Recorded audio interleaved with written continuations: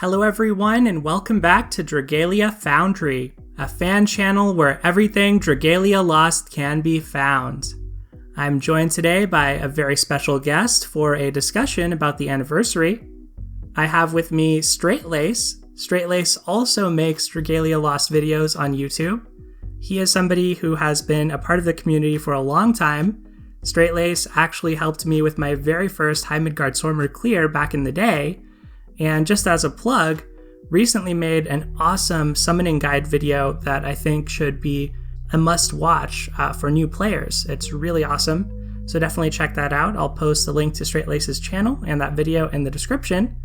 But welcome, Straitlace. Thank you so much for being here, and please tell us a little bit about yourself.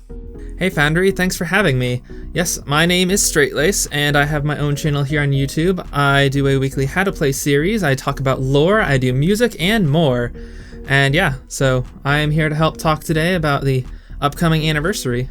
Awesome. Well, thank you for being here. I feel like there has been a lot of clamoring for more discussion type videos when it comes to Dragalia, and so I'm really glad that you were able to join me today.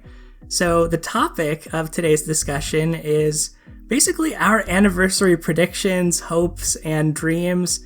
The second anniversary of the game is right around the corner, and we know we're going to be getting a Dragalia Digest very soon, just like we did last year, which will contain some details on what's to come for the anniversary and sort of the next year, or at least next few months, of Dragalia Lost. So I want to start us off by recapping very quickly what we found out during last year's Dragalia Digest. I'm just going to run through these quickly so you have some context, especially if you weren't playing at the time, for the types of things that got announced last year, and then we'll get into our predictions proper for what we think is going to happen this year. So, in last year's Dragalia Digest, we found out that we'd be getting an anniversary login bonus. The star of that bonus was a free dragon called Mini Mids, who was our first mini dragon.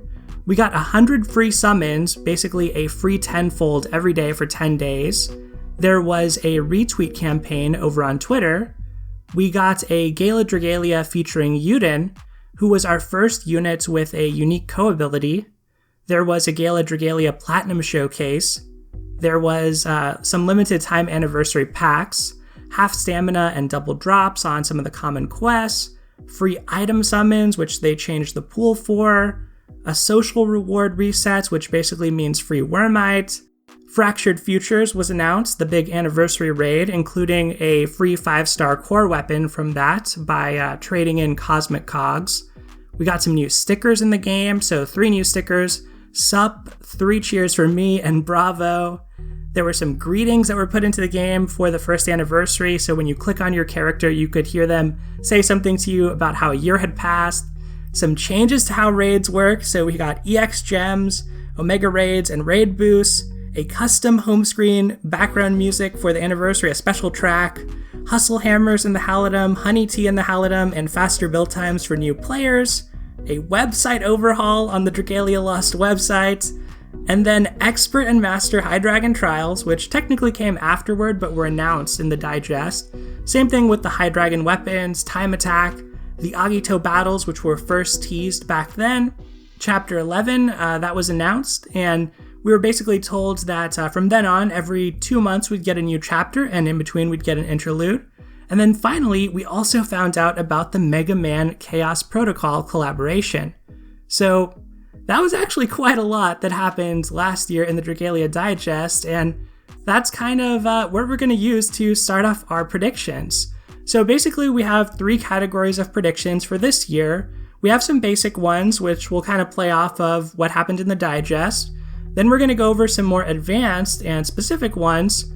And finally, we'll end things off with our most crazy, out there ideas, hopes, and dreams. So let's start off with our basic predictions. Straitlace, I know you and I agree on a lot of these. So why don't you tell us about what you're thinking as far as the login bonus? Yeah, so last year we got a login bonus, and I believe it was 10 days into the anniversary or so, but we got a new item every day, and so I'm thinking we'll probably get a lot of the basic unbinding items, like the Damascus Ingot, a Sunlight Stone, a Champion's Testament, probably more than one. We could get some tomes, although I believe if we get different elements of tomes, it'll probably be over multiple days.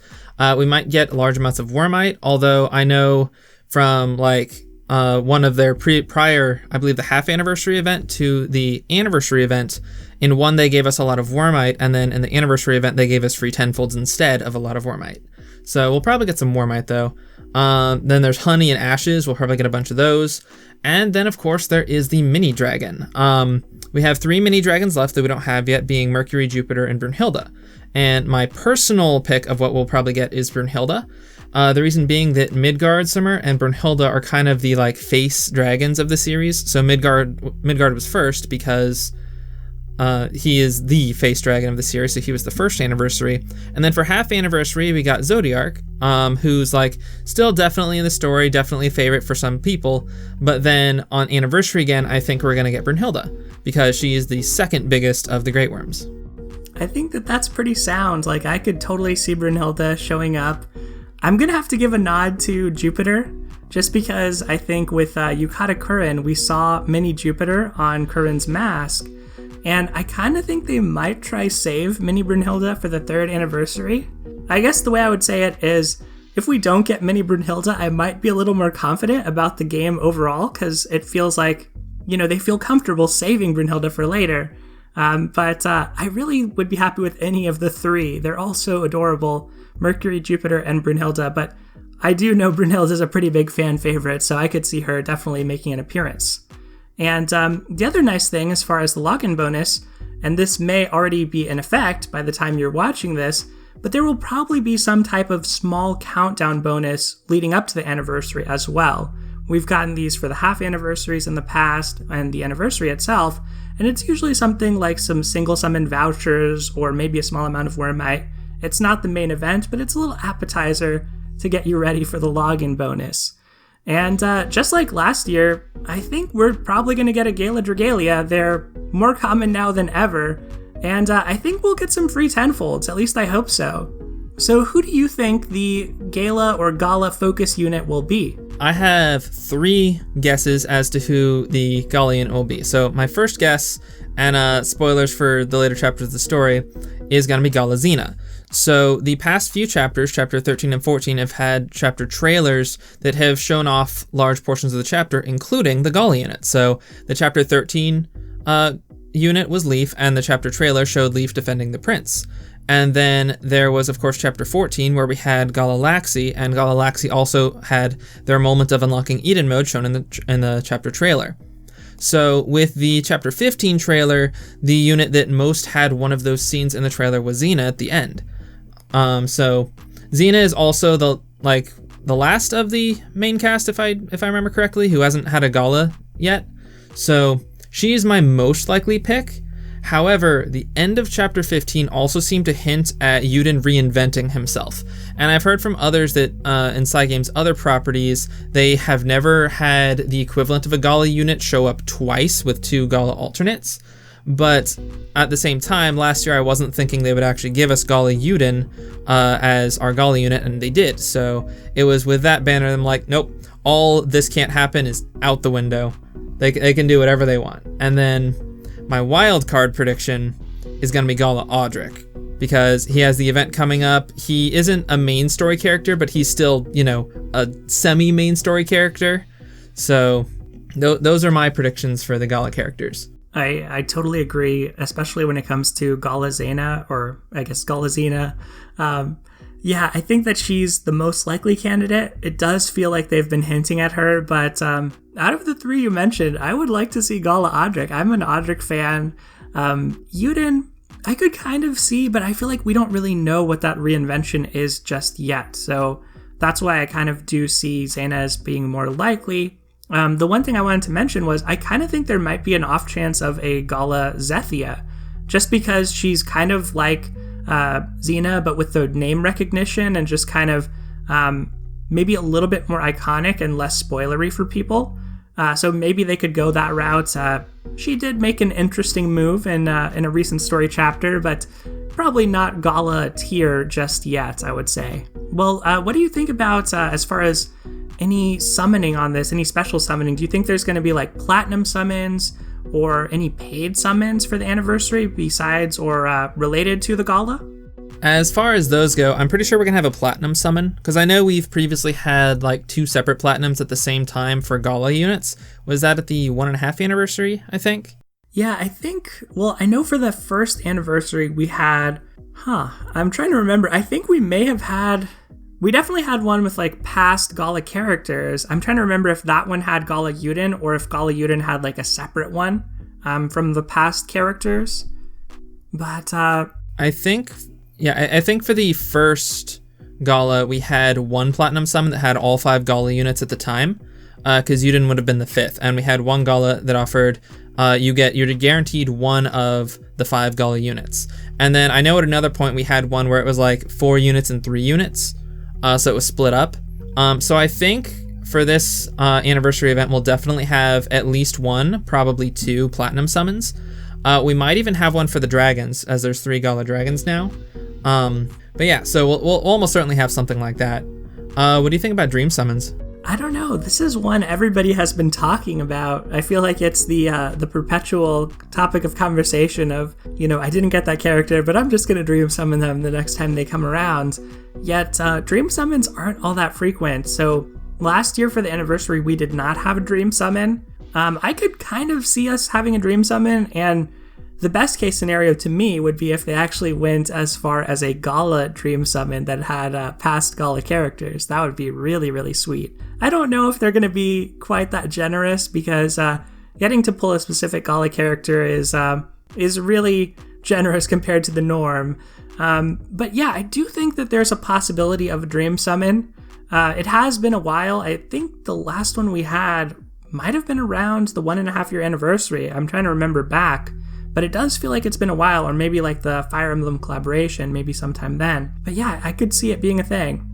Yeah, so I did just cross-reference the date. It looks like our last dream summon was on April 30th.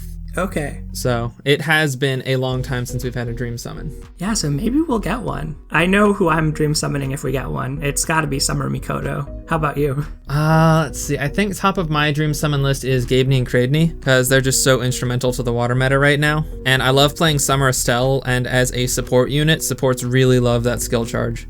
Oh, okay. Interesting. You don't hear about dragon dream summoning as often anymore with the Gala dragons, but maybe this Gala in general will be a chance for people to pick some of those up. So hopefully they're present, since on the remixes and stuff, sometimes they're just not even available, and certainly not at a rate up. As far as those paid summons, like, we definitely got anniversary packs last year. You have to agree, there's always one pack that costs like $80 at least, right? And then maybe there's some smaller ones as well. Yeah, absolutely. There's definitely going to be like that one big super pack. The last one we got that was that big was just pure Diamantium, but we've had ones that have like one of each kind of unbind item. Like it has like a Sunlight Stone and a Champion's Testament and a Damascus Ingot, and then like the 4-star equivalent of each of those. I could see us getting a pack with like one of the 6-star ingots, as well as a number of other things. I would love to just buy a pack that's like all Champion's Testaments, like 20 Champion's Testaments, because I am not very good at saving those as I should.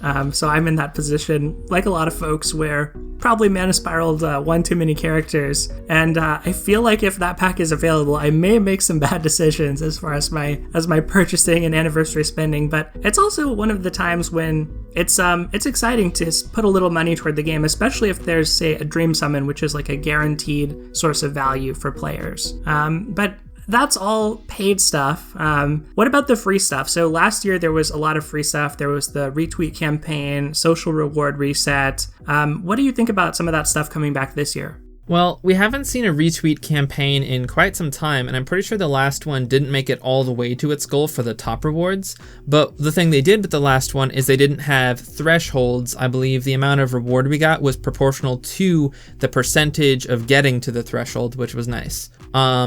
They're probably very, very likely going to do a social reward reset. So So basically, social reward reset is when basically new players who haven't gotten this yet, when they play with another person for the first time, they get 50 Wormite. And this goes up to a grand total of, I believe, 2,500 Wormite. And it's just a great way to get Wormite for new players. And when they do the reset, then everyone gets the Wormite. And it's basically free Wormite for playing the game. Yeah, I always love to collect that.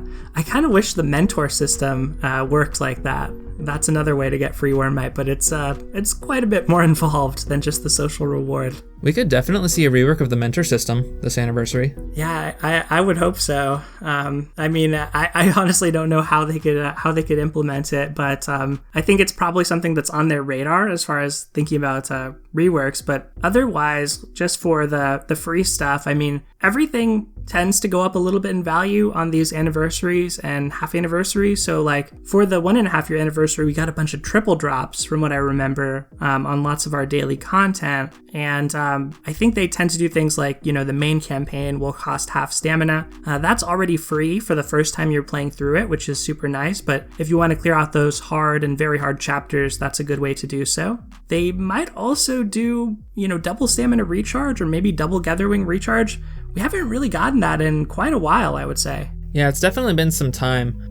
Double stamina is probably more likely than main campaign half stamina, although I will say that it's quite possible they just pick a couple chapters to do double drops or half stamina for main campaign, because they've been doing that recently over the past couple months. So they may or may not do the entire campaign. And I know I, for one, am waiting on chapter 15 to go on half stamina so I can clear out hard and very hard. But yeah, and other things for the anniversary, do you think we'll get some new stickers? I think so. So last year we got some that were more anniversary related with Cerise and Mim. Maybe they could do some that are tied to the events, because they've started to do that a little bit more in the second year of the game. Like every so often, an event will have 1 or 2 stickers that are brand new. But honestly, I could see them kind of rounding out some of the main cast. So like last year we got Mim and Cerise on some of the stickers. We don't really have stickers with like Laxi or Zaina, so I would like to see them make an appearance on the stickers as well, since they are technically part of the crew. I don't even know if we have a proper Alex sticker, come to think of it. Yeah, we could definitely use some more stickers to round out the main cast and like just have like something plastered on there that's very related to the character. And I, for one, would like to see some stickers related to Fractured Futures, because I know some events in the past have had stickers in the treasure trade, or maybe like even stickers as part of a login bonus where like we get like the characters from the event. Like I would love a sticker with Audric on it. That would be really cool. Audric is such a great character. I'm excited for people to get their hands on him for the first time. He's really, really sweet. Absolutely. Otherwise, like I think there's going to be a lot of cosmetic things that we can predict fairly safely. So last year, we had a special anniversary login screen. We also had things like the comics would have some special issues, Dragalia Life, as well as the comics that are over on the Twitter, such as the Dragalia minis. I think that we'll probably get the song back. Last year there was a special song that played on the home screen when you were navigating for the anniversary. We had those voice lines, so when you clicked in on your character, you could hear them say something about the anniversary. And maybe there will be some art or wallpapers, maybe some like My Nintendo tie-in. As far as the stickers, perhaps they could do something they've done in the past, which is they tweet out a poll essentially about which comic people want turned into a sticker. Maybe that's something they could do as a way of incorporating those. But I think that pretty much covers it for our basic predictions. Those are all related to things that kind of happened in the past and we expect to happen again. So let's start to jump into some of the more advanced stuff. And some of this, relates to things that we kind of know about at the surface level. So for instance, we know there's going to be some type of raid event, a major event happening that's associated with the anniversary, but we don't know the details yet at the time we're recording this. So why don't we start off with that? What is your take as far as what this big anniversary raid event is going to be? All right, so they've previously stated that the anniversary raid event is both going to be a follow-up of some sort of Fractured Futures, but also that you should read Chapter 15 before going through it. It's going to tie into the main story somehow. So again, spoiler warning for Chapter 15, but my idea for the new raid event is called Past Pacts. And so what happens after Chapter 15 is Yuden, who just found out the whole the history of his birth and the secrets behind that, wants answers. So he's like, okay, we know time travel is possible from Kronos So we know how to do it too with otherworldly shards. So let's go hunt down some otherworldly shards, and we're going back in time. And then they go back to the Second War of Binding when Alberius was alive. And so there's a whole timeline shenanigans here where they go to in like an alternate reality in the past, so they don't interfere with the main campaign. But like they create an alternate timeline where they go back and they help Alberius fight in the Second War of Binding, and the raid boss is against the other. And then there's like a special raid boss with like a Nyx form of the other, like we had Kronos Nyx. So that's my biggest hope for the anniversary, is something like really cool like that, where we get to see more of the history of like Alberius and like get more lore on that. But alternatively, we could get something solving an issue in Xena's reality, because that was a big thing in chapter 14 and 15 with her, and also involves dimension hopping shenanigans. Or who knows, it could be just a direct continuation of Fractured Futures, because I know we've had direct continuations in the past with like Time-Worn Torment, following up Echoes of Antiquity.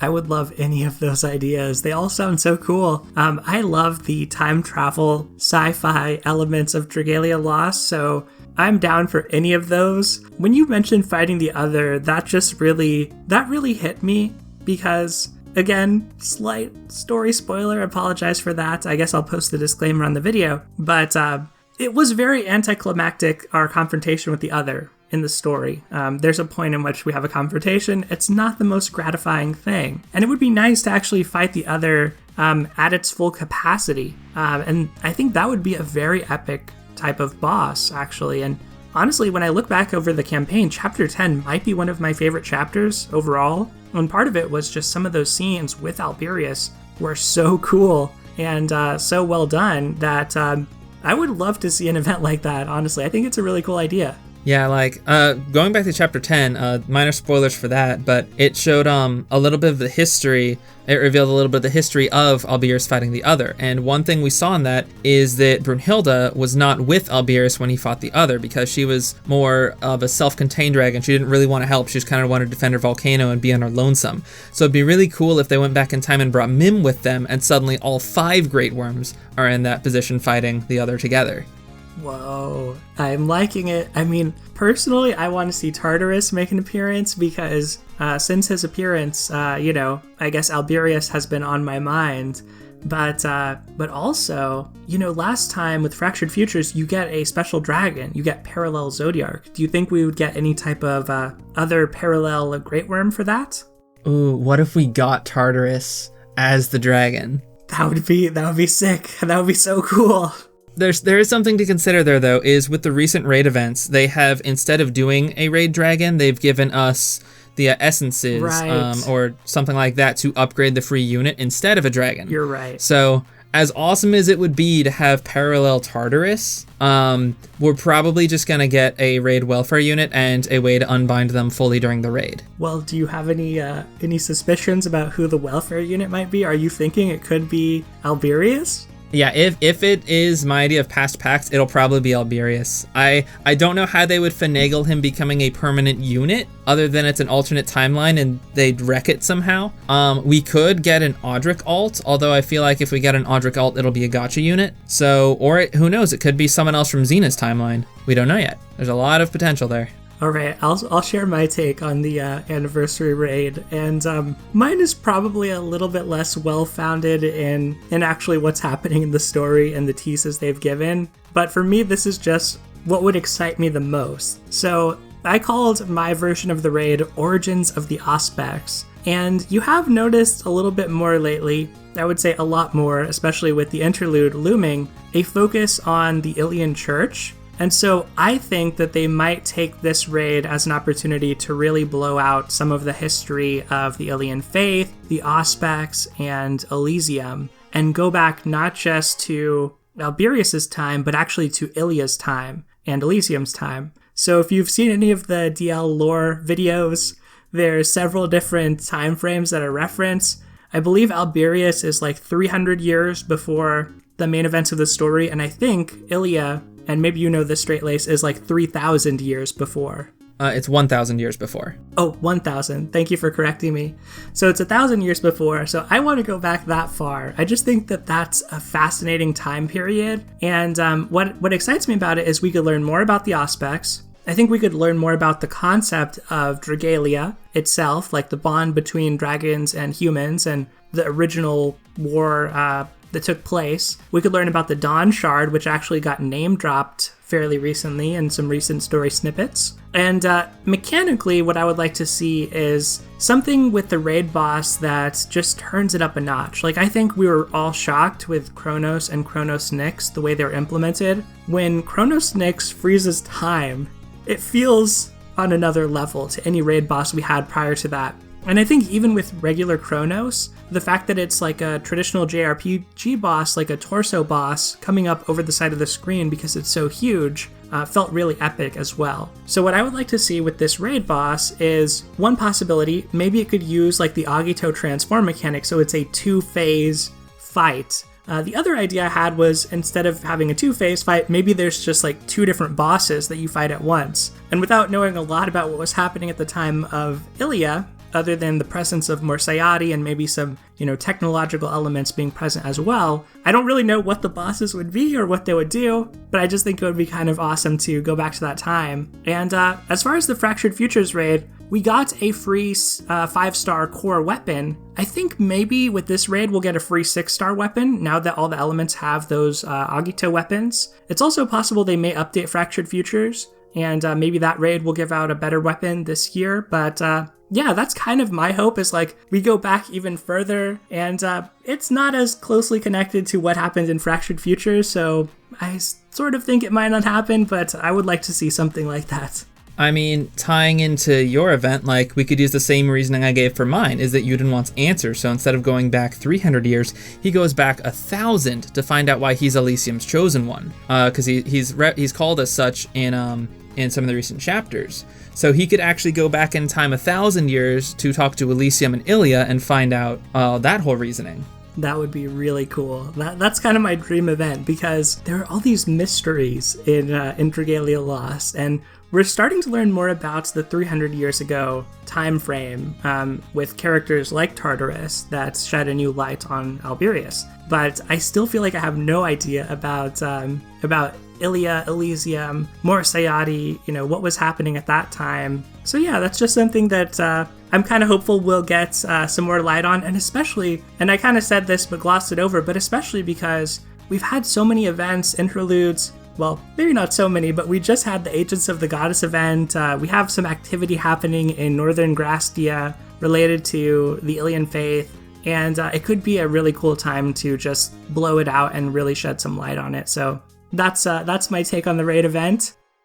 I guess the next big thing I want to mention is we know that this is coming, but a weapon rework is happening. We got a notice about a goodwill gesture, so that's part of it. You'll only be able to have one copy of each weapon from now on, but more broadly, we're also told that just how weapons work is going to change. So as far as this goes, my biggest hope is that weapons just become simpler and easier to understand. One of the ways I think they could do that is to kind of merge or maybe eliminate that fork between void and core weapons, because I think neither of them really, right now, it's almost like only the Chimera Tech and High Dragon and Agito weapons really matter. And so that distinction between the void and core, it's kind of pointless. It just adds more pages to have to flip through.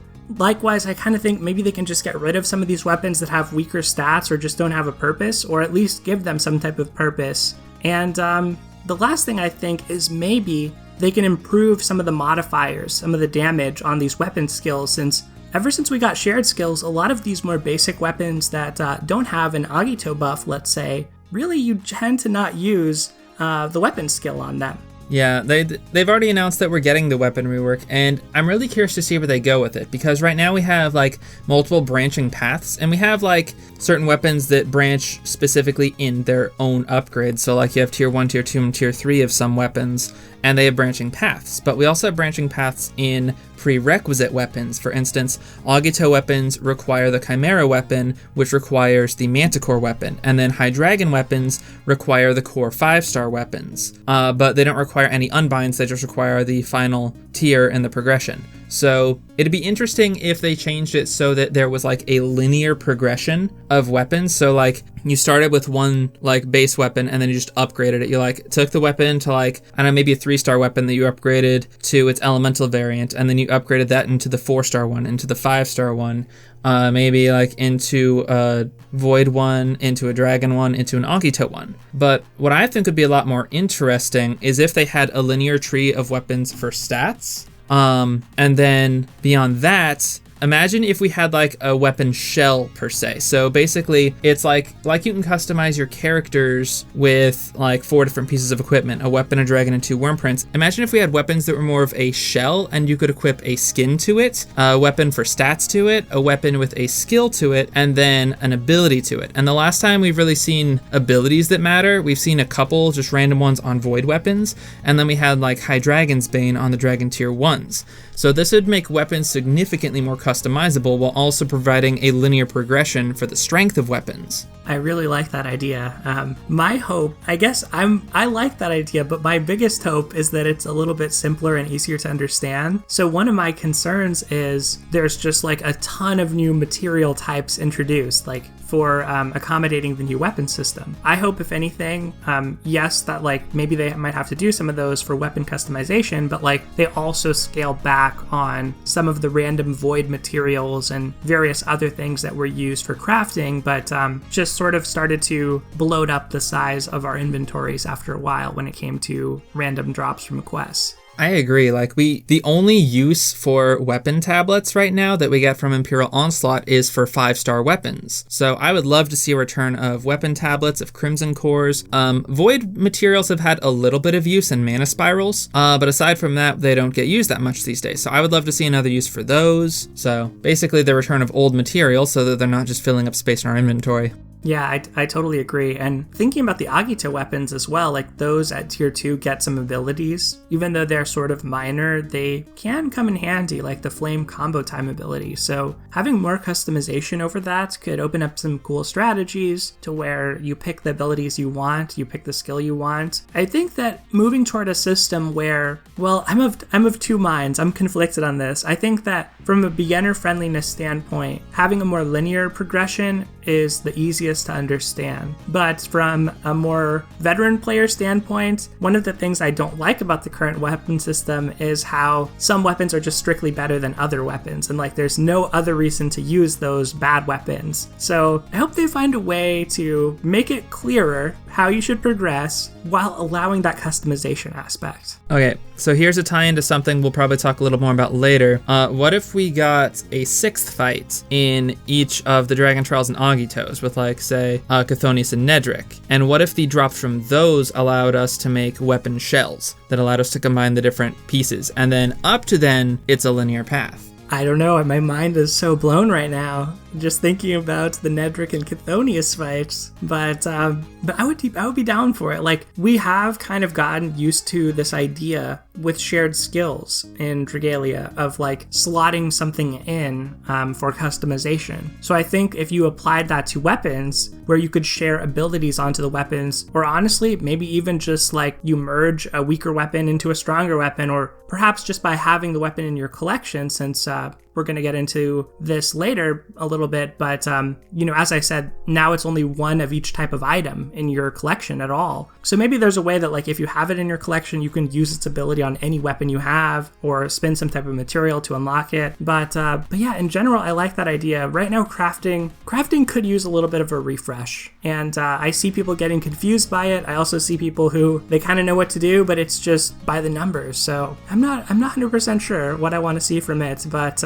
custom weapons could be really sweet. So the one thing I see with weapons is that if we were allowed to use a weapon skill, would we want to use a shared skill instead? Because I know a lot of shared skills are less damage and more utility. Say Brave Bastion from Elisan is a 20% team strength buff, which is really good. Summer Cleo gives a buff to everyone standing around her.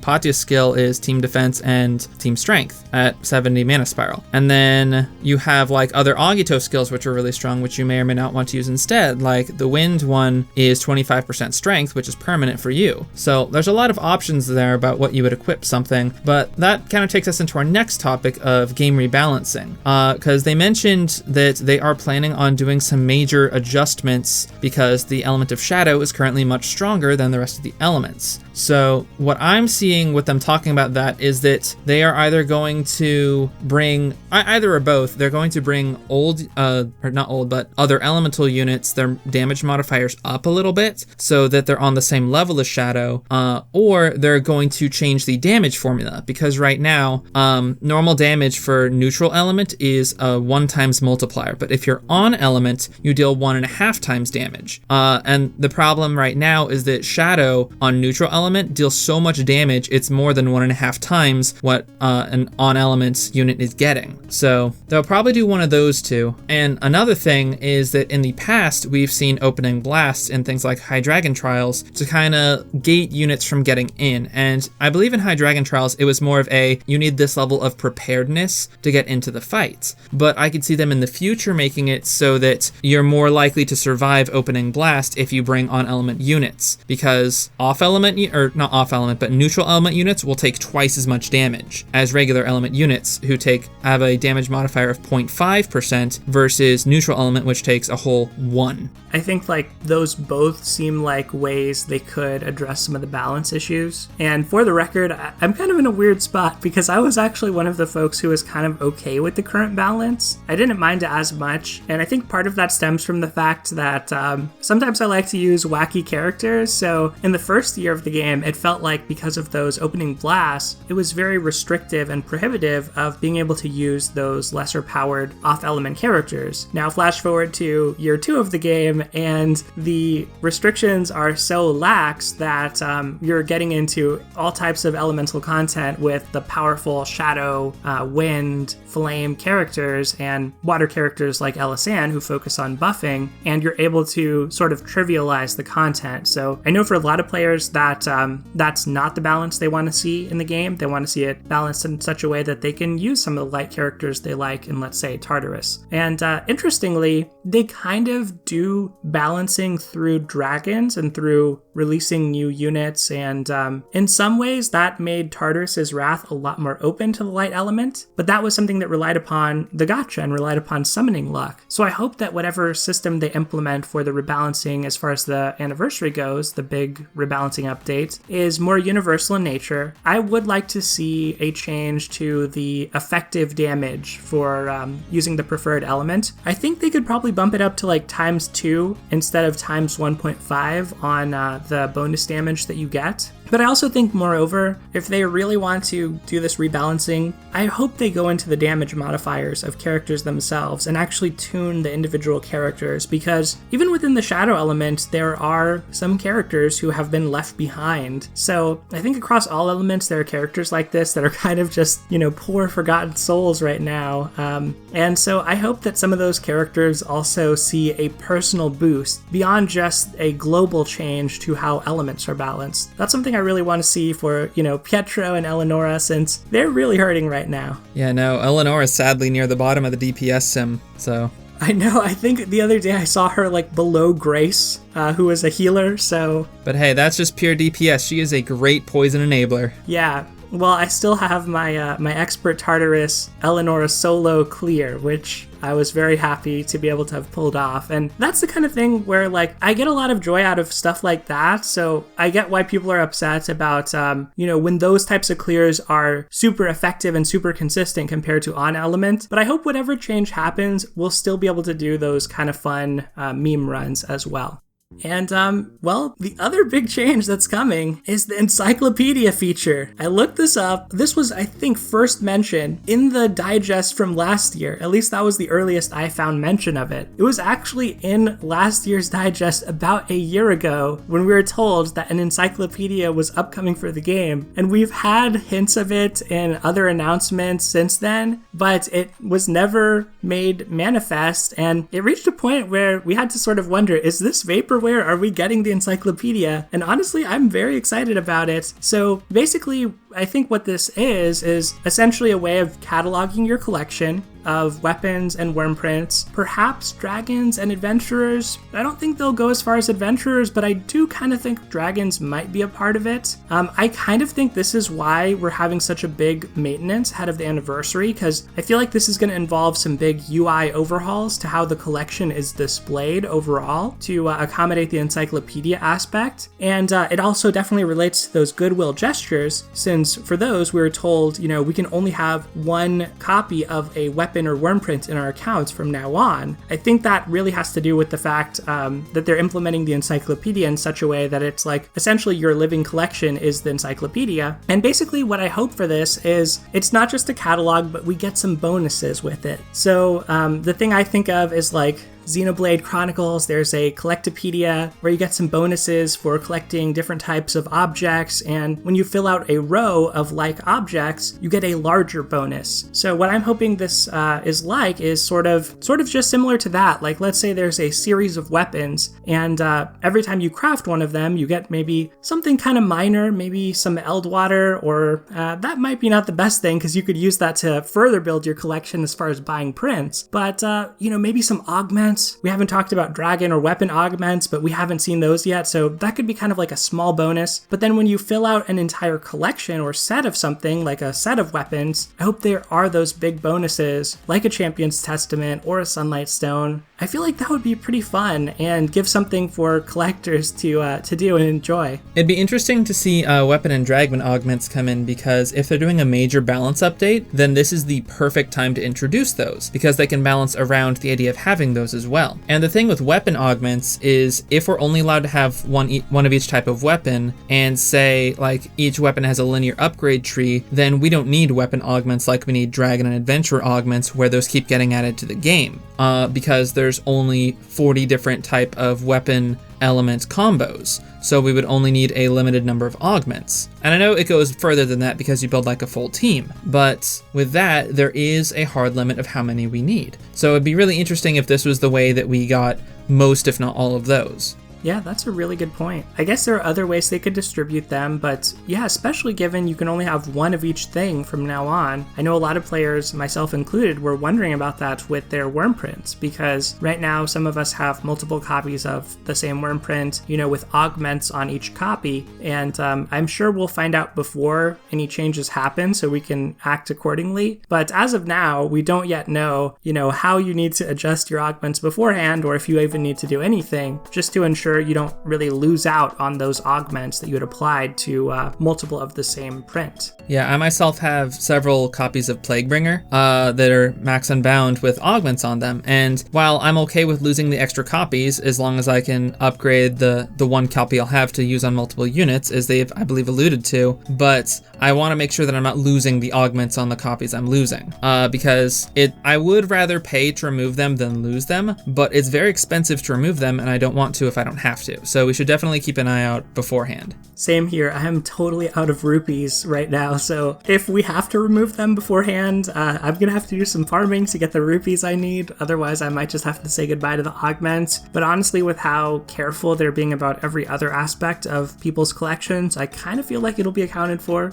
We have to wait and see, but another thing that has been teased is a second use or some other type of use for Draconic essences. And I wanted to mention this here kind of in connection to the Encyclopedia because, as I said, I do think the Encyclopedia might include dragons, but one of the ways I feel like they may accommodate for that is maybe actually letting us use essences to get the first copy of a dragon. So the way these work right now is you get 50 of them, and that counts as an unbind on a dragon you already have, but you can't trade them in to get the first copy to start that whole process. So I think maybe they could do something really simple and just say, hey, now you can spend 100 essences or whatever a fair amount they decide is to get your first copy of a dragon. So you can actually build out a pretty strong collection of dragons and start to fill out your encyclopedia at the same time.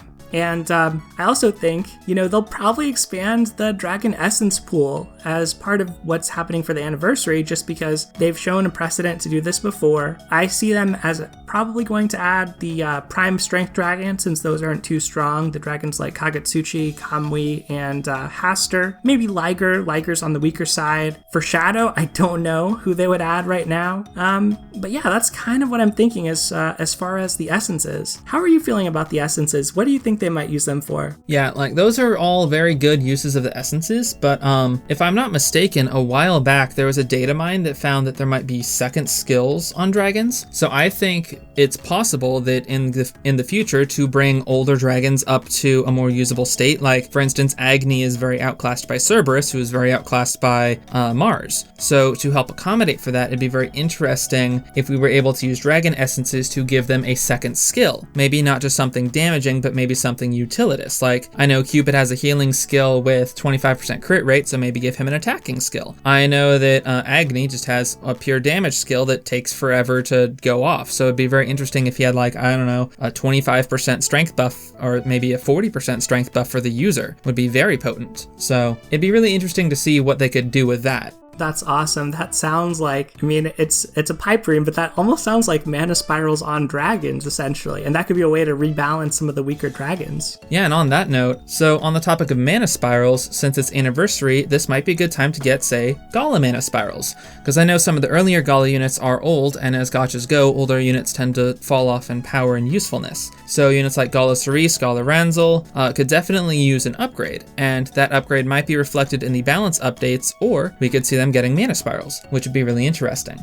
Yeah, I think that would be really sweet. And in general, I already mentioned this earlier, but like mana spirals are expensive. I've definitely spent my fair share of Champion's Testaments and other materials, and some of the materials that make them so costly are the tier 4 elemental orbs and rainbow orbs. So I know we briefly talked about this beforehand, but I think both of us agree we might get harder levels in the elemental ruins. That could be kind of a way that they make them a little bit more accessible. Some other mana spirals that I think that may be down the pipeline besides Gala mana spirals are Elisan, Mikoto, and Maribel might be getting a mana spiral soon, at least based on data mines. Not that we know anything about their spiral, just that they have some interesting features of their code where things are removed that makes it seem like they may get one. Maybe Audric for the raid, but Summer Estelle got skipped over the summer, so maybe not. I kind of hope that he does, but it's a shame that she didn't. But yeah, what do you think about that? I know those are two characters you like,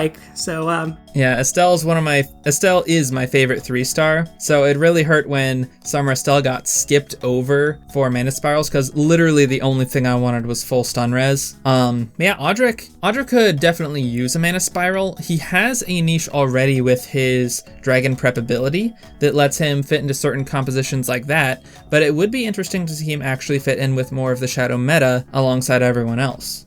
He could especially benefit from full paralysis res, like all the other welfares have definitely benefited from full resistances themselves. Yeah, I'm so envious of the people who have Ramiel, the new dragon, to combine with Audric, because you can start off with 70% shapeshift gauge. And can you imagine if they give him more shapeshift gauge on his ability? That would be really sweet. I think it'd be really busted if they gave him more, but I would expect something like Dragon Claws in there. Oh yeah, and that would honestly, that would probably benefit him even more from like a normal DPS gameplay standpoint, whereas Shapeshift Prep is mostly used to do like broken things, but Dragon's Claws is like a fair thing that you do over the course of a battle. I kind of hope as well, and I'll just mention this because I don't really know that this is likely, but I kind of hope they lower the cost of the mana spirals a little bit personally. It just feels really expensive, and there's so many desirable characters now. I know it's the type of thing you have to resist, especially if you're going in free to play or low spending, but I'll just mention that I don't think it's super likely that will happen. But something I do think may happen is some new events in the events archive. It's every so often we get some new events added to the archive. We had been told that they were figuring out some kind of way to add raids, so that is a question mark. But personally, I think that we will probably get Trick or Treasure, because we are coming on to October pretty soon here, and maybe the Accursed Archives, that's another spooky event. And my main hope for this, and the reason I want them in the archive, and I don't know that this would get get announced in the Anniversary Digest, but I kind of hope they're there because that opens up more possibilities for a brand new Halloween event, and I think that would be really fun. It'd be very nice to get both Trick or Treasure back in the Compendium as well as a new event at the same time, because that would give us a lot of Halloween stuff to go through. And at the same time, we could probably have like Halloween Fantasia 2 as a side banner to the new banner with new units on it. Another thing they could do with the event Compendium is they've mentioned in the past that they want to put raids in there. So Anniversary would also be a very nice time for them to start with the first raid in the event Compendium. Now, Fractured Futures seems like a great choice, but since we're having a rerun of that, I don't think it's going to be the first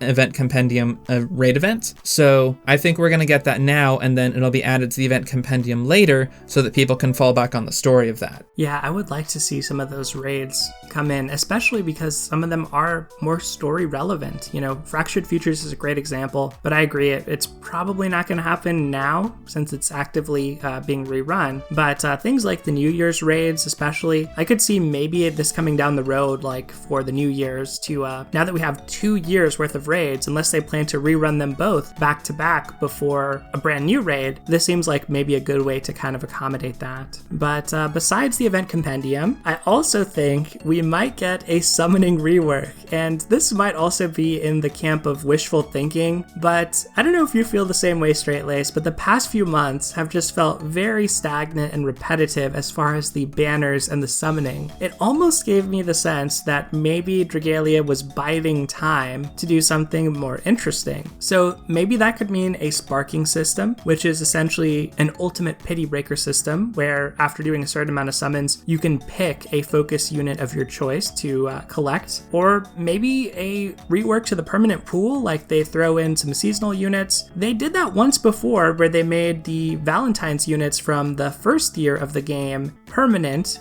but that being said, the Valentine's units from the second year of the game, Addis and Melody, are not permanent, so maybe that's not coming. What do you think? I would love to see Dragonio Cleo become permanent because I still don't have her, and I can feel the loss of combo time and an offensive styled co-ability. But yeah, like a summoning rework would be nice. One of the problems with being a veteran player nowadays is if you've played the game for a long time and you've summoned a lot, especially if you're like me and you summon on almost every banner and get something on almost every banner, is you have almost everything. So new players have this thing where if they join the game and summon on a new Gala banner or a new banner in general, if they don't get something on focus, the off focus thing they get is also likely to still be new, whereas veterans tend to not have that as much. If they get something off focus, it's very unlikely to be new. So it'd be really interesting to see if they could break up summoning in some sort of way so that veterans have a better chance of getting something new. Yeah, I totally agree. I think like for me, the summoning has just become a lot less exciting, and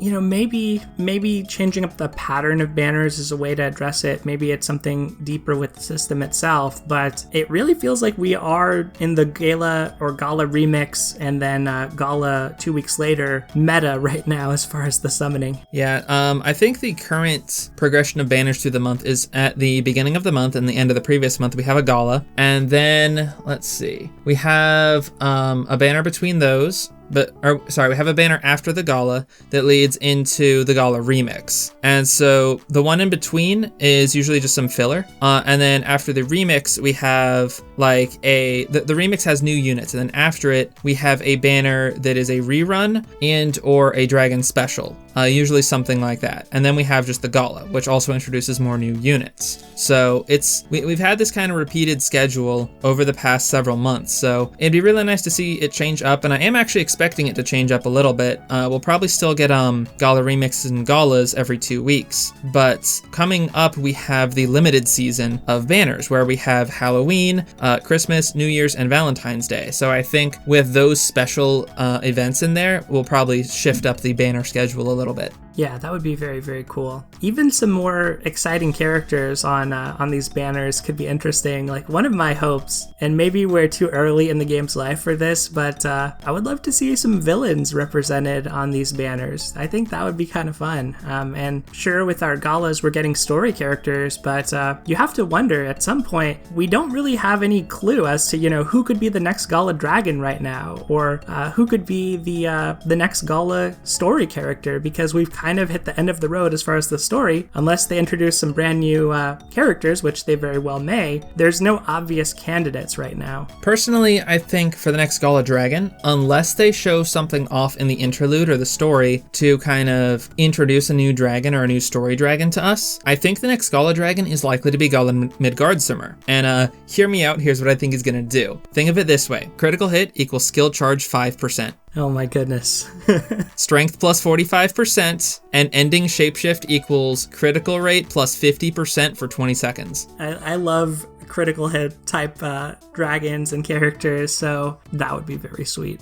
That kind of makes sense. I mean, we don't have an obvious wind candidate, so I do think they would want to balance the elements first, but it's interesting you mention Midgardsormr, because the other thing that was mentioned in the Dragalia Digest last year, and I was thinking about this with the villains as well, is there was a tease last year of the endgame trials. What are you thinking as far as that? Do you think we could get like an endgame trials tease this time around? I definitely think they're going to show off something about the next set of endgame trials now that we have finished up with the Agito fights. So last year they actually showed off the Agito on the anniversary one. They gave us the image of Volk along with the silhouettes of the other 4 Agito, some of which did go under an art rework as their current art differs from the silhouettes, but it was a long development cycle as they've come out over the course of the year. So I think they're definitely going to give us a tease of it, and we'll probably see the first thing closer to December, as last December we had another Dragalia Digest that unveiled the Agito Uprising as an event type and revealed Volk as the first enemy, revealed his name, revealed a little bit of gameplay, etc. And my personal theory for the upcoming endgame trials is the siblings. So I think it'd be really interesting if we fought the siblings in sort of a kind of like the High Dragon trials type thing, where it's more of a trial, it's a test of Yuden and the main cast to test their strength against the siblings. And this would tie in with chapter 16 as Yuden is going to see Leonidas. And so each of the siblings could have their own gimmick. They could have multiple phases like Agito. They can turn into dragons during their overdrive and maybe fall out of dragon form when they break. There's a whole bunch of ways they could go with this. And like as rewards for this, like if they don't want to give us endgame content that increases our might any further because the weapons are already creating a large gap between new players and endgame players, what they could do is allow us resources that allow us to trade 4 copies of the siblings. And then we could upgrade their mana circles with the same material to get them up to 50 node, and as a cherry on top, a unique co-ability. Oh my goodness, that would be awesome. I was thinking about the siblings when it came to the Gala banners, because I thought, surely they're going to make a summon for these characters, these lovely characters at some point. But yeah, actually getting to fight them would be kind of nice. And a lot of people last year thought that that might be the next wave of endgame content. At the time, they were sort of thinking, as we're wrapping up the High Dragons, are we going to fight the siblings next? Because at the time in the story, they were antagonists. Now we've gotten to a point where I think I agree that if we fight them, it's more as a test of us and as a trial. So I could totally see it. And how do they line up? So do you think it would be Shell being Shadow, Leonidas being Flame, Valix being Light, but then we also have Baron, and we have Ferris and Emil. So that would be kind of interesting. It's definitely interesting to think, but remember this. So we have 5 Great Worms and 5 Agito, but we also have a 6th in each of those with Chthonius and Nedrick, who both appear to be Shadow as well. So Baron would fit that just as well. So we definitely have Leonidas' Flame. Valix has been traditionally Light, and Shell's Gala Dragon was Shadow, so she might be Shadow, which would leave Water for Fairies and Wind for Emil. And then Baron would be just the 6th extra add-on, who may or may not have his own fight.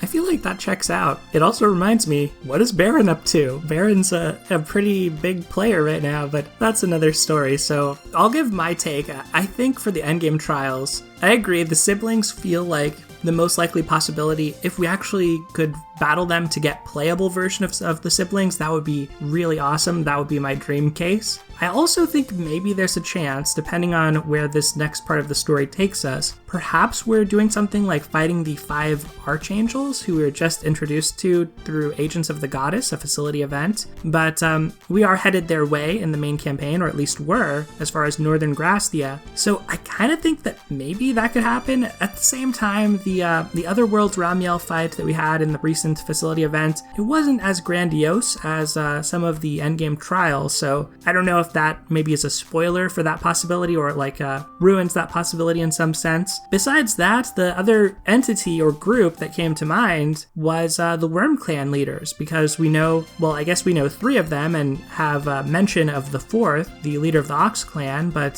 there's 8 that are sort of unknown since there are 12 Worm Clan leaders in Hinamoto, so maybe some of them could make an appearance.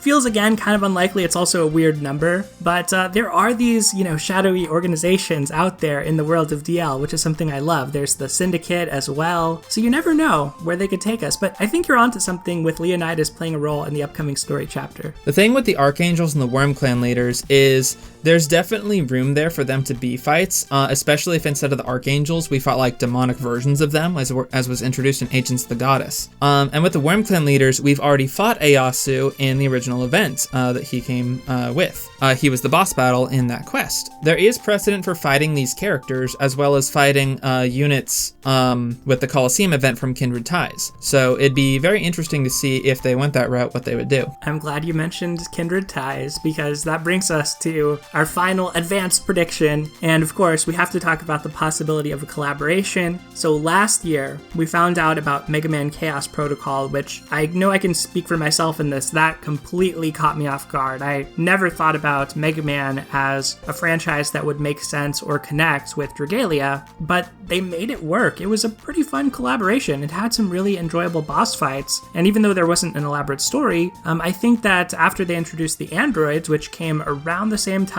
perhaps a little bit later as far as their story chapter, it kind of made sense in the context of the world. So what are you thinking or hoping as far as a collaboration for the end of this year? There are a couple ideas I have. So recently we had a Nintendo Direct that announced Monster Hunter games coming next year, being Monster Hunter Rise, Monster Stories 2. So Monster Hunter Rise is coming March next year, but that seems a bit too far out if they were to announce a collab now. So one thing that we know is coming much sooner than that, though, is Breath of the Wild Age of Calamity, which comes out in November. So I think this would be a very good time for them to announce a Breath of the Wild collab and maybe have it come in mid-November or maybe a little earlier than that, sometime around the launch of the game. And so it'd be really cool to have like Link and Zelda and maybe the champions in Dragalia Lost, and have maybe more dungeon-styled gameplay in the event.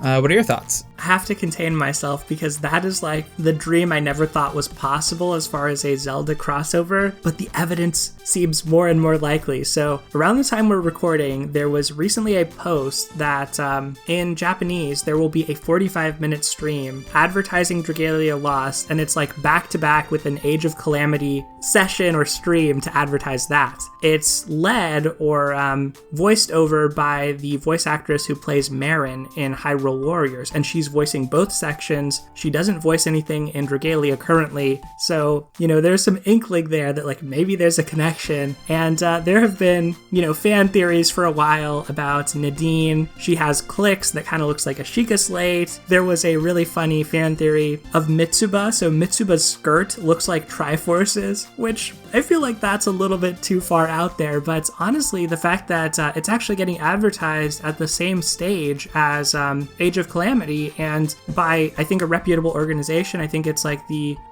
somebody that works with Famitsu or something. It feels more likely than in the past, and I think that actually the gameplay of the Warriors games lends itself a little more to Dragalia as far as easily implementing that than pure Zelda gameplay. So my dream would be, shrines or dungeons, Breath of the Wild style open worlds where you're just moving your character around and the map has seemingly no limits. That would be awesome. But realistically, I could see Warriors actually being a really easy fit for them, because with Kindred Ties and Lost Heroes, the Fire Emblem collabs, those defensive battles honestly feel a lot like Warriors gameplay already. I could definitely see a Age of Calamity collab where it's a defensive battle and you're defending a point, and maybe, who knows, the map is more of an open field, or there are like keeps that you have in the original Hyrule Warriors that you have to go defend. So there's definitely a lot of avenues they could explore with this. I totally agree. And I'm just imagining, big guardians on the map, mobs of moblins roaming around, maybe some Lionels, I guess, guarding certain spots that are really hard to defeat. I think there are some cool ways they could do it. Just going in with Incognito Nefari and dropping the moon on everything. Well, I would definitely want to do that as well. But yeah, I think that would be really, really exciting. And I never thought it was possible just because Zelda is so careful as a franchise about its IP. It's very protective of it. It's a really cherished franchise. And so if this were to pass, I feel like this is a really good sign for Dragalia that there's the confidence to bring Zelda to it. And especially with Age of Calamity, like they could put some really cool characters on the summon showcases if they have some. They could have the champions. So Daruk, Urbosa, Rivali, Mipha, maybe they could have Zelda being playable or Link being playable. I think that there's a lot of potential with this. I don't want to get too excited because it may not happen, but if this happens, man, I am going to be in trouble with my Wormite. Oh, you and me both. I have to say, Breath of the Wild's probably...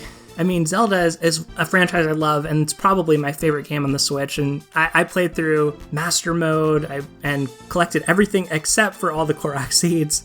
So I collected all the outfits, and I just remember Eventide Island and the Master Trials. That's the type of gameplay I've always wanted to see implemented in Dragalia Lost, something where, you're sort of starting from scratch and working your way through content. So I would love to see it in any form. I think just the fan service with having Zelda characters in this game would be absolutely fantastic. Definitely. Speaking of favorite games on the Switch, one of my other favorite series is the Xenoblade series, which I think would also be a really fun tie-in to have in Dragalia Lost. What are your thoughts on that? So that's something else I want. It was something I was thinking about with the 1.5 year anniversary. I do feel like it's a really good fit. I think they both have, fantasy and slight sci-fi, more sci-fi and Xenoblade elements to them. So the worlds would mesh really well together. They could probably even take from either Xenoblade 2 or 1 Definitive Edition. The combat systems are sort of similar with how you charge up your skills by doing basic attacks.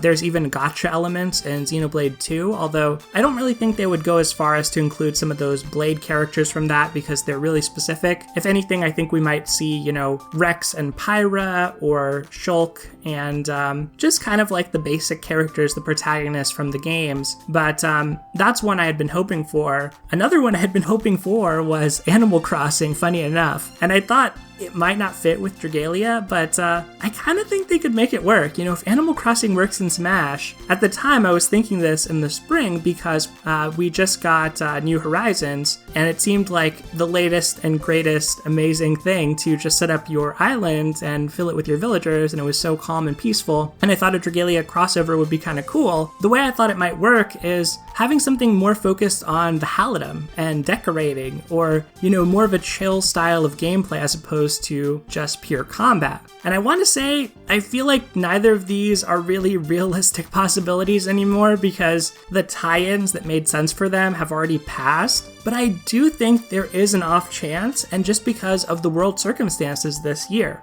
Some of these collaborations or special events could have gotten delayed or could have gotten pushed back. So I think maybe there's an off chance that we get one of these types of collaborations as well. No one was expecting Mega Man, so who knows? I know. It's something to be excited about. And of course, I would be remiss not to mention there are a lot of people out there that just want more Mega Man. So there are definitely some Dragalia fans who want to see that Mega Man X collab. And I could see that being a real possibility. Maybe a Mega Man X collab, rerun of the first event, and sometime next year, closer to those new Monster Hunter titles that are coming out, they could bring back the Monster Hunter event or maybe even have a new one. Absolutely.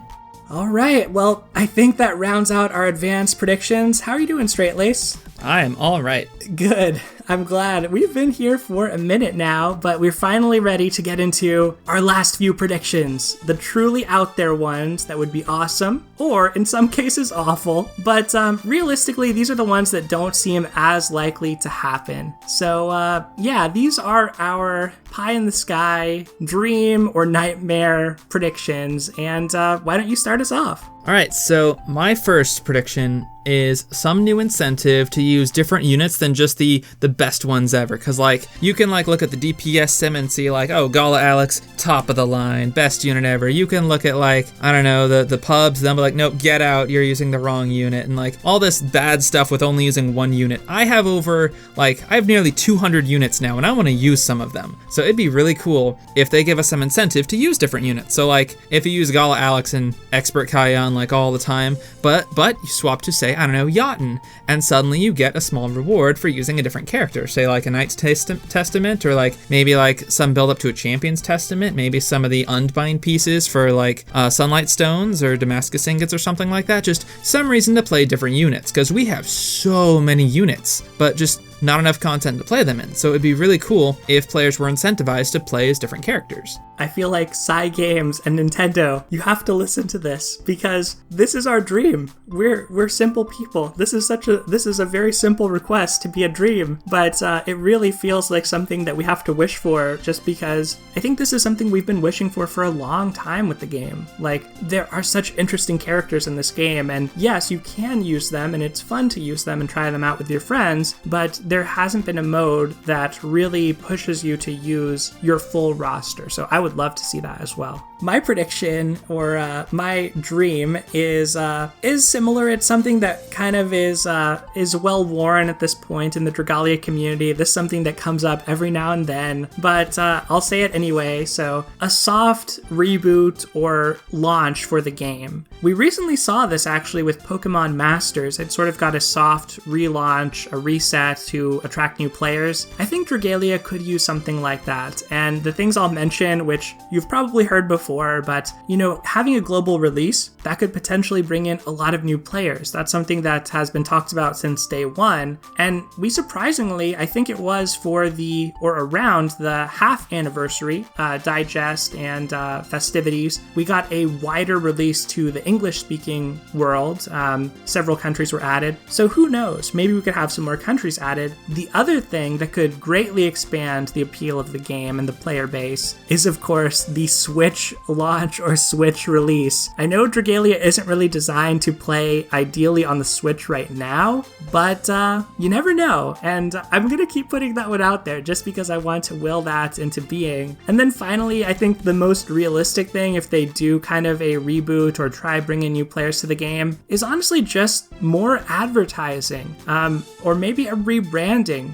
Maybe we'll have Dragalia Lost EX, but whatever they call it, just getting Dragalia Lost out there a little bit more so people are aware of it and want to check it out. Yeah, absolutely. And on the idea of a Switch launch, what about like a different idea? What about a spin-off game? So we were talking about Hyrule Warriors Age of Calamity, and because that game's coming out so soon makes this a little less likely, because like a lot of development would go to that game from the same studio. But what if we got Dragalia Warriors on Switch? Because the gameplay would be very, very similar to Dragalia Lost. It's like you go through like areas and you hack up and slash enemies, and you gotta like fight to get through an area, or like save Zethia or defend a position, and there could just be like a ton of content there, and there are tons of characters, tons of weapon classes to pick from.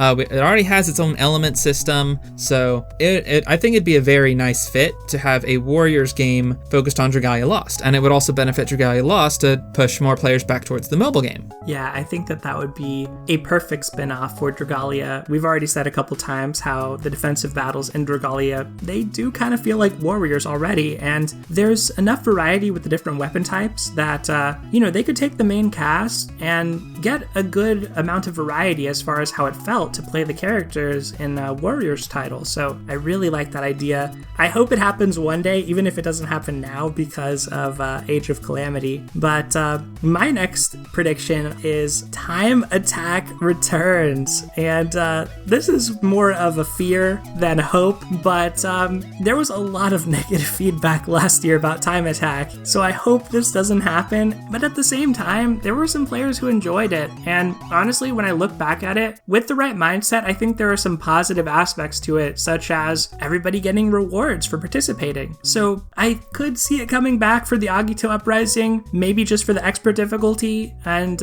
maybe they'll do it in a slightly different way as well, where it's more about you clearing in a certain time or less, rather than how your clear time compares to others. Time Attack, when it first came out, had a lot of problems that didn't necessarily revolve around around time attack itself. The biggest one being Expert Dragon Trials had just come out. So, and not only that, but those Dragon Trials dropped weapons that made those specific quests easier. So on one hand, you have players who are trying to get the best times and saying, no, we don't want anyone else who doesn't have these weapons yet in our clears. Meanwhile, you have players who want those weapons so they can be stronger and clear other stuff, but can't get in because all the strong players who could help them clear aren't letting them in. So that was one of the largest problems with the initial release. The other thing being that, you do get rewards based on how well you do compared to everyone else. So you don't want to pair up with weaker players if you're going for the best rewards. You need to pair up with a very specific set of very strong players, which alienated a lot of players. So I think it could be handled a lot better if instead of comparing yourself to other players, there were certain absolute thresholds to cross, or say you did compare yourself to other players, but you didn't get rewards based on that.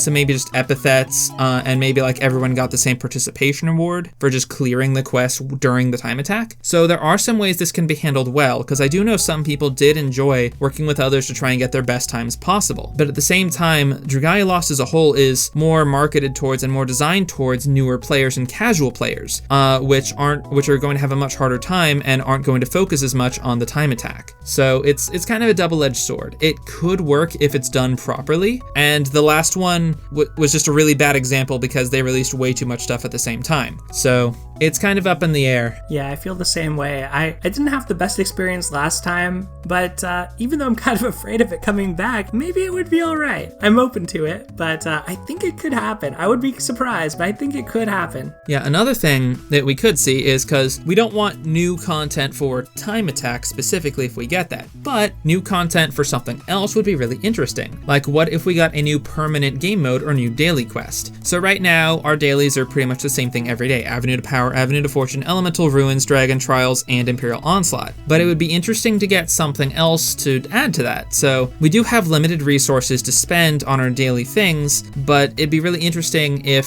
say, because with our Dragon Weeklies, for instance, we can use those towards any of the Dragon Trials. So what if we added a side grade to Dragon Trials or Imperial Onslaught, where our 2 dailies applied to those or the other one? So it'd be something new. It just, it doesn't really matter what it is. It's it can be a boss fight, it can be a wave-based fight, it can be something entirely new, like some sort of maze where you fight enemies. But basically, just some sort of new daily content that maybe drops relevant materials for us to kind of break up the monotony of our dailies. I like that idea. I hope they tie that to your other idea about using a greater variety of units, like maybe a daily mode that every day the units that are preferred for that mode or that help you get the best rewards or that are, favored changes so that you actually would want to put a little attention to that daily quest and try pick the units and the setup that work the best. So I love that idea.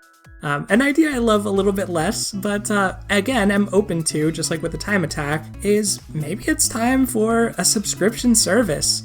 This happened not too long ago. I guess it's been a little while now, but with Fire Emblem Heroes, where they got a Fae Pass. With Dragalia specifically, I could see this doing things like, doubling your dailies or weekly rewards, giving you daily refreshes, because those are 2 things that you can already buy packs in the shop that will let you do that. So maybe they'll just package it as a pass. But I think the big thing to try to sell a pass like this is you want to have some type of exclusive or cool perk. Hopefully something that's more cosmetic than actual power. So I was thinking maybe they could do tomes for this, because a lot of times, honestly, the tomes are used to share cute or fun skills, but that might be a little bit too into the power territory. But if you're spending money for this, maybe it's okay, because you can already buy tomes. But the other thing is just cosmetic skins.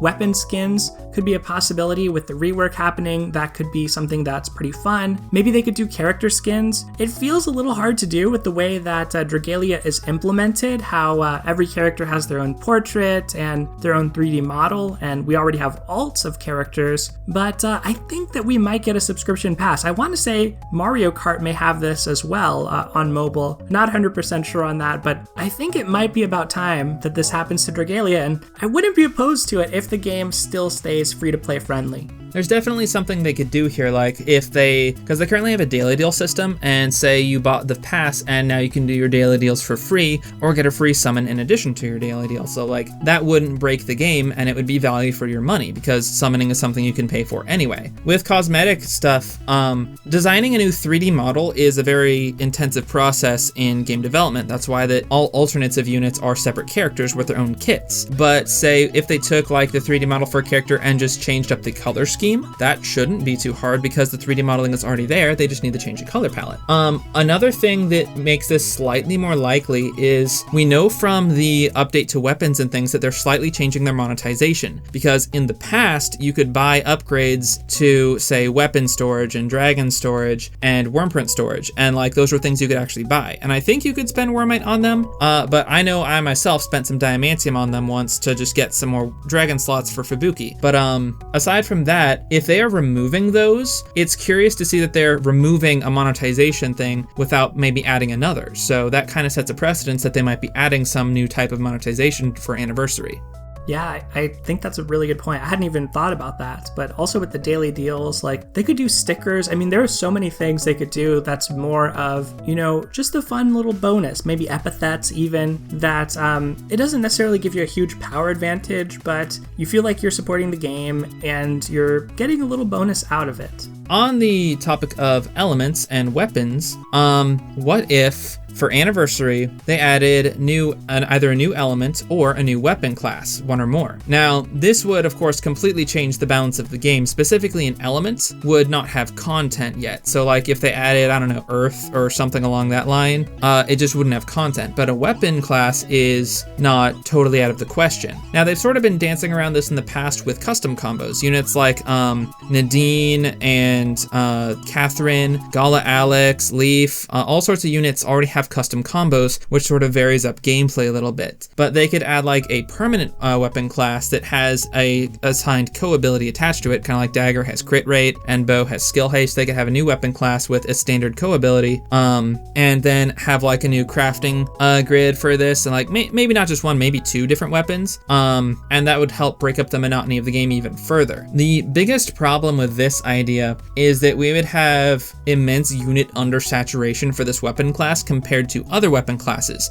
So right now, if you make a flame sword, you can use that on up to 10 units. But with like a new weapon class, like, I don't know, like gauntlets or something, you would only be able to use it for the 1 or 2 units when the weapon class first debuted. Yeah, I think this is one that we might be too far along to make happen, but it would be shocking if something like this happened. I would be floored, and it could also be a way to rebalance things as well, like add an element that makes shadow and light into a proper triangle so that shadow has some content where it's not immune totally, and it actually takes a little more damage and deals a little bit less. That could be an interesting way to go about that. And as far as the weapons, some of the ones that I think of are, like you mentioned, like a brawler or gauntlets type weapon, maybe a gunner type character, like a magical gunner or something. But I do think they've done a nice job as far as adapting existing characters to the current weapon set, like Mega Man, and hopefully we'll still see more of those unique designs, because I have to say that has kept this year of Dragalia feeling fresh, is how so many characters have their own playstyle now, which is a pretty cool change compared to year one. All right, and now I have our last big prediction. We already talked about this one a little bit, but have to mention it just because I think it's so epic. But if they surprise us and add trials for Chthonius to the High Dragon Trials and Nedrick to the Agito Uprising, that would be really, really sweet in my opinion. What do you think about that, Straitlace? I think that would also be really cool. They'd have to pick specific rewards for it, and I mentioned earlier doing like weapon shells that allow you to customize weapons, but like they would have to give it specific rewards, and if they were neutral elements, but also they would either be shadow, as Chthonius is shadow, Nedrick looks to be shadow, and if we got Baron with the siblings, he also looks like he'd be shadow. So they could be shadow or neutral element, and if they're neutral element, then there's a lot of things they could do with the design of the fight, like afflictions, for instance, because if you can bring any adventurer to the fight, then they could potentially inflict any affliction. So there's a lot of things they could do with that, and it'd definitely be really fun to show down against like Chthonius Chthonius the Netherworm, and Nedrick for like story and personal reasons. So it'd be really interesting and really awesome to do. I totally agree. I think more unique boss fights, more special trials like that in general is always welcome. But that is pretty much going to do it for our predictions for today. I think a lot of these sound really sweet. There are a few that are a little spicy, but we're going to find out very soon how our predictions turned out, since the anniversary is now just a few days away on September 27th. So there's a long 12-hour maintenance planned on the 24th, depending on your time zone, of course, but that is a long maintenance, longer than we've had in Dragalia Lost before. So I think we'll probably get our Dragalia Digest around then too, or perhaps when you're watching it'll already be announced, you never know. But as I said, that's pretty much going to do it for this video and our predictions, everyone. So Straitlace, I want to thank you for joining me. Could you let everyone know again where they can find you and your work? Yeah, thanks again for having me on. I have my own channel here on YouTube where I make Dragalia content, usually my weekly How to Play series, but occasionally some larger projects and guides if I see a need for one. I also do custom Dragalia Lost music, which I have on a SoundCloud, which you can download and enjoy for free. Awesome. Well, it's been a pleasure having you on. It's been a blast, and I definitely recommend people check out your channel and your SoundCloud for even more Dragalia Lost goodness. So thank you so much for watching, everyone. Take care,